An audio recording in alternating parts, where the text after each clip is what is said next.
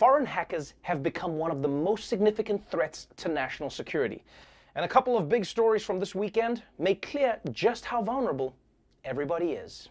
The U.S. government has been hit with a significant cyber attack, which looks like the latest in Russia's ongoing hacking campaign against the United States. The Commerce Department has confirmed to CNN that one of its bureaus saw a data breach. Now, the Washington Post reported that the Russian hacking group APT29, which is also known as Cozy Bear, is behind the reported attacks, as well as a recent stunning attack on the cybersecurity firm FireEye, in which the attackers stole hacking tools. Okay, hold up. So not only did hackers hack the US government, but they also hacked a cybersecurity firm and stole a tool that prevents hacking, which they're now going to use to hack? That is humiliating. Imagine being that company. Rest assured, ladies and gentlemen, your data is safe with this company thanks to our elite anti-hacking. It was here, and now, it's still not 100% clear who stole what, but the thing we all need to accept is that at some point, we're all gonna get hacked, people. You just gotta accept it now. Because if a company that develops anti-hacking technology can get hacked, then your 2015 Dell laptop doesn't stand a chance. You might as well just prepare for it now. Like from now on, when you take nudes, put the doggy filter on, all right? Then no one can be totally sure if it's you or just a dog with a human penis. You know what I'm saying? Also, give all your contacts celebrity names in your phone.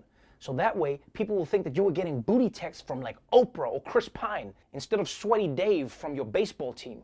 And don't forget, the upside of any major hacking is that you can use it as an excuse to be irresponsible.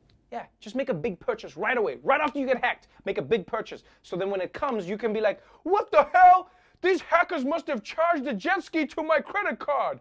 We'll have to return this unless I'm pretty good on a jet ski. Might as well see it on the water and test it out before we make that decision. I can't believe I was hacked. But let's move on to the big story of the day. The one thing we've been waiting for since March. No, not Rihanna's album. The vaccine. We have breaking news, an historic moment for the nation. It happened right here in our area. A Queens nurse became the first person in the country to receive Pfizer's COVID vaccine. This is a massive undertaking, every step of the distribution process crucial. In the past 24 hours, the vaccine doses, which need to be kept at Arctic temperatures, moved from Pfizer's manufacturing facility to UPS and FedEx hubs, where they were loaded into planes and guarded trucks to be delivered to 636 predetermined locations nationwide. FedEx says that it receives a transmission every 2 seconds on the location of these vaccine packages. UPS says it's using Bluetooth technology as well to make sure that it has precise eyes in real time on where these packages are located. This is amazing news, people!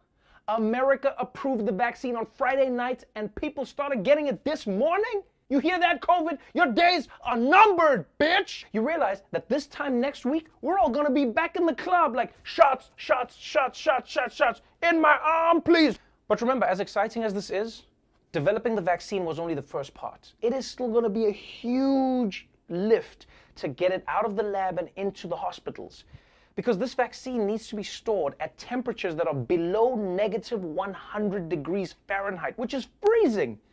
At that temperature, the only people who can handle it are trained specialists with protective gear and that one white dude who always wears shorts in the winter. Also, do you hear what they said? UPS and FedEx are tracking the location of these packages every 2 seconds. I'm not gonna lie, when I first heard that, my reaction was like, oh, now you motherfuckers can track packages like that? But when the fudge I ordered gets lost in transit, it's all, oh, sorry, nothing we can do about it. I see how it is. Although, you know who I really feel shitty for in this situation? Is the FedEx and UPS drivers. They're hauling this vaccine all over the country, but they don't get one for themselves? Like, if I was one of those drivers, I'd be rolling up with a Band-Aid on my arm like, here's your delivery of 999 vaccine doses. Happy inoculating, y'all.